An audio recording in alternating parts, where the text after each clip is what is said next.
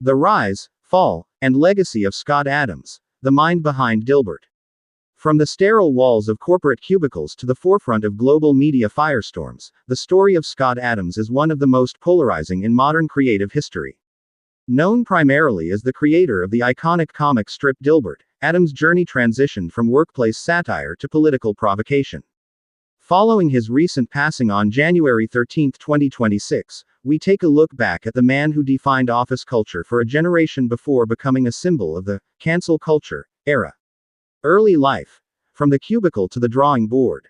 Born on June 8, 1957, in Windham, New York, Scott Adams didn't start his career as an artist. He was a quintessential corporate man, holding an MBA from UC Berkeley and working for years at companies like Crocker, National Bank and Pacific Bell. It was during his time as a technology manager that he began doodling a mouthless, potato-shaped engineer with an upturned tie. These sketches, born out of boredom and frustration with management, eventually became Dilbert, which debuted in 1989. By the mid-1990s, Dilbert was a global phenomenon, appearing in over 2,000 newspapers and speaking to the white-collar ennui of millions. Adams wasn't just a cartoonist. He was a management consultant in disguise, famously writing the Dilbert Principle, which argued that companies systematically promote their least competent employees to management to minimize damage. Family and personal struggles. Despite his public-facing career, Adams' personal life was marked by both success and significant health battles. Marriages. Adams was married twice. He married Shelley Miles in 2006, divorced 2014, and later married Christina Basham in 2020, divorced 2022. He did not have biological children but was a stepfather to Miles' children. Health challenges. Adams famously suffered from spasmodic dysphonia, a rare voice disorder, and focal dystonia, which at one point prevented him from drawing. He eventually regained his voice and continued his work using digital tablets. Final battle.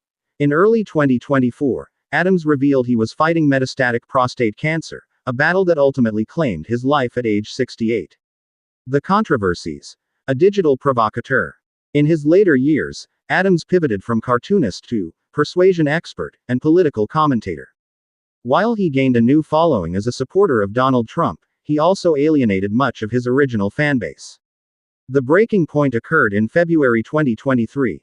During a livestream of his YouTube show, Real Coffee with Scott Adams, he cited a Rasmussen poll and referred to Black Americans as a hate group, advising white people to get the hell away from them. The fallout. Widespread cancellation. Within days, hundreds of newspapers, including the Washington Post and the USA Today Network, dropped Dilbert. Loss of syndication. His publisher and syndication partner cut ties, ending the 34-year run of the strip in mainstream media. The rebrand. Adams moved Dilbert to the subscription platform Locals, rebranding it as Dilbert Reborn, where he continued to publish until his death. Final reflections. Scott Adams leaves behind a complicated legacy. To some, he remains the genius who gave a voice to the voiceless office worker. To others, he is a cautionary tale of how digital echo chambers can derail a historic career. Regardless of the controversy, Dilbert remains a permanent fixture in the history of American satire. Hashtag Scott Adams, hashtag Dilbert, hashtag corporate culture, hashtag office humor, hashtag Chero TV, hashtag pop culture history, hashtag comic strips, hashtag satire, hashtag media controversy, hashtag legacy.